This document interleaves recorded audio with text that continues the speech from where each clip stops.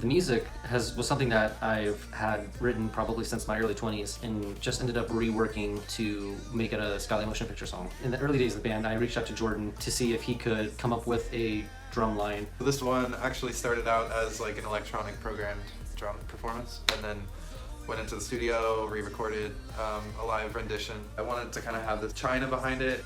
I think this song really needed like kind of to have that like kind of church feel, but it also needed to have like this dynamic drum beat, but that needed to have like some kind of rest from like the rest of the 4-on-the-4 beat. It needed to have some kind of something to like refrain from the repetitiveness of like the kick drum. So it was like finding those elements and like bringing them in. The lyrics are a deathbed confessional.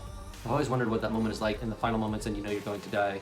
What are the things that you think about? Calling it Alataire kind of resonates with me. If you're a Tolkien fan, you'll find a nice little Easter egg there. There's a pulling feeling, and it is kind of this like westerly, like looking to the unknown. It's interesting how it's been framed, because if you can connect with lyrics on that level and melodies and kind of interweave them, even as a listener, you'll appreciate it for sure. So the song is really coming from a perspective of someone who has had a fierce belief of how the world works, and then on their deathbed, all of a sudden everything that they've believed becomes challenged, and now there's this sort of urgency to make whatever wrongs they may have in their life to make them right. How does that change when you know you are about to leave this world? Set to the west like the sun.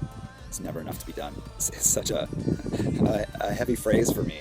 It's literally this preparation feeling of not feeling completely ready for adventure and for the unknown. And the song really deals with that. The chorus is sort of broken down into two stanzas, with one being the confessor on the deathbed and the second being his inevitable maker. I hope it really stirs some great emotion. I've always been here.